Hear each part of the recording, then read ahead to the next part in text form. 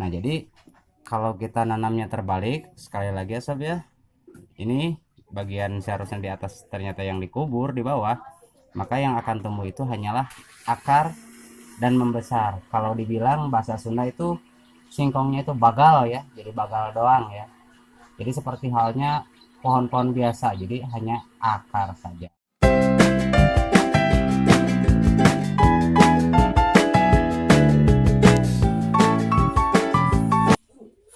Halo sobatku semua, assalamualaikum warahmatullahi wabarakatuh. Jumpa kembali bersama saya hanya di channel Mang Iin, dimana konten-kontennya bukan hanya menyuguhkan tentang kesenangan dan hobi, tetapi Mang Iin terbiasa memberikan sedikit edukasi-edukasi ringan untuk bisa dipraktekkan dan mudah-mudahan bisa bermanfaat untuk sobatku semua. Dan kali ini ada satu edukasi ringan yang Mang Iin ingin suguhkan untuk sobatku semua, yaitu cara menanam singkong yang benar. Nah, tepira kan? Tapi jangan lupa di mana manfaatnya, di mana keharusannya. Untuk itu ikuti terus channel Mang Iin. Nah, ini adalah salah satu kebun singkong ya.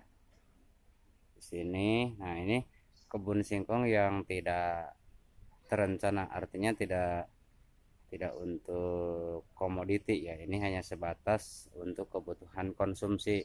Jadi otomatis kita bisa melihat adanya pertumbuhan pohon yang tidak merata. Ini yang masih kecil-kecil ini adalah pohon yang setelah diambil umbinya kemudian dipotong lagi, ditanamin lagi seperti itu ya. Jadi kalau untuk sekedar kebutuhan konsumsi, jadi kita bisa ngambil satu dua pohon, kita ambil umbinya, kemudian kita langsung tanam lagi. Jadi ini yang disebut cara penanaman pohon singkong yang simple ya sob ya. Dan untuk edukasi kali ini saya pun ingin mengajak sobat semua sama-sama memahami cara menanam pohon singkong. Ini soalnya karena ada hal yang mungkin sangat penting untuk diketahui, walaupun sederhana tapi sangat penting. Karena apa? Ada peribahasa, kalau menurut bapak saya dulu bilang, kalau nanam singkong itu awas jangan sampai terbalik.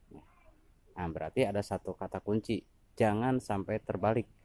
Ini maksudnya gimana?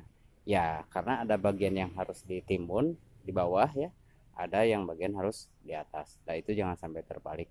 Karena jika terbalik nanti ya saya bahas tentang bagaimana jika memasang atau menanam pohon singkong ini secara terbalik, efeknya seperti apa.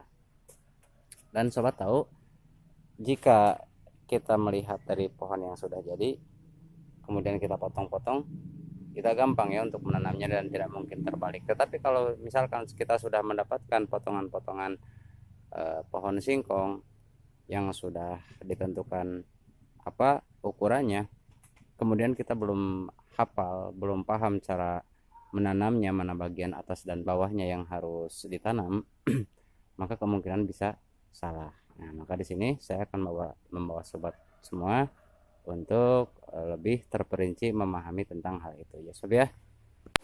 Nah, dan seperti pada kebiasaannya saya dalam memancing, saya tidak pernah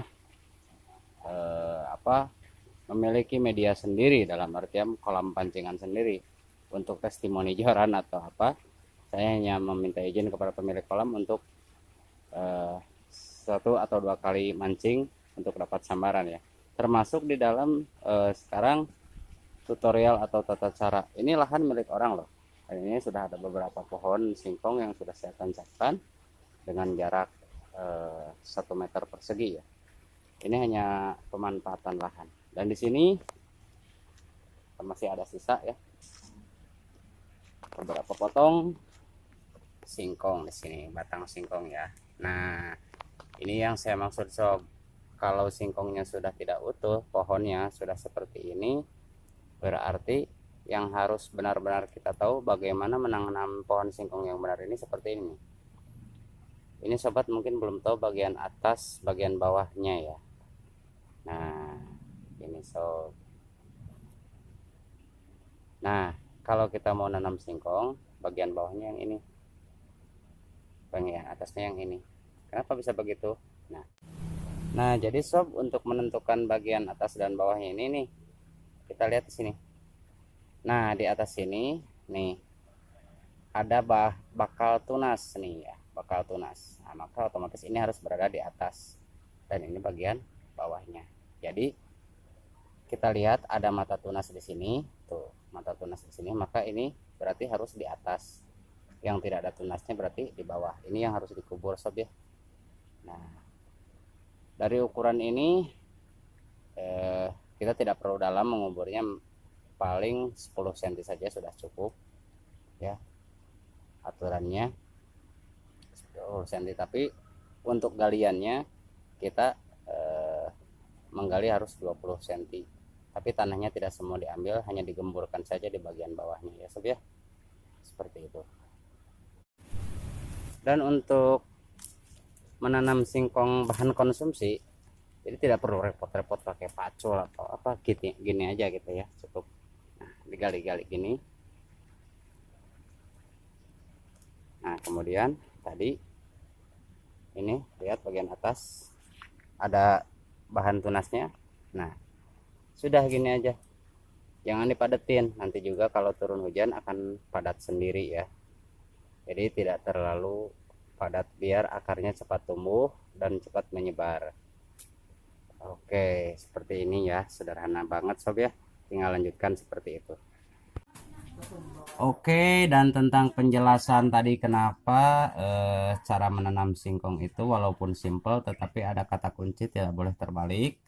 Penjelasannya seperti ini ya sob ya, kalau misalkan kita nanam singkong batang ini terbalik, maka mereka yang akan tumbuh itu adalah akar yang makin membesar tetapi tidak menjadi umbi, sehingga tidak ada daging untuk bisa dikonsumsi.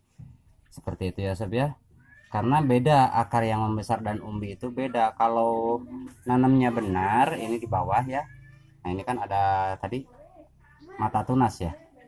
Nah, kalau benar seperti ini nanamnya, maka setiap akar yang tumbuh dari batang ini otomatis akan menjadi umbi, dan besar atau kecilnya umbi itu tergantung dari struktur tanah. Bila mana tanah itu gembur ya, maka umbinya akan panjang dan besar. Sementara kalau tanahnya terlalu padat, umbinya itu bisa pendek dan bulat, mungkin juga kecil ya.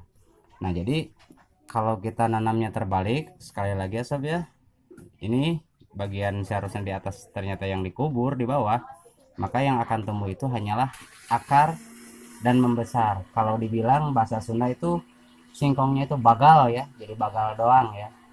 Jadi seperti halnya pohon-pohon biasa, jadi hanya akar saja.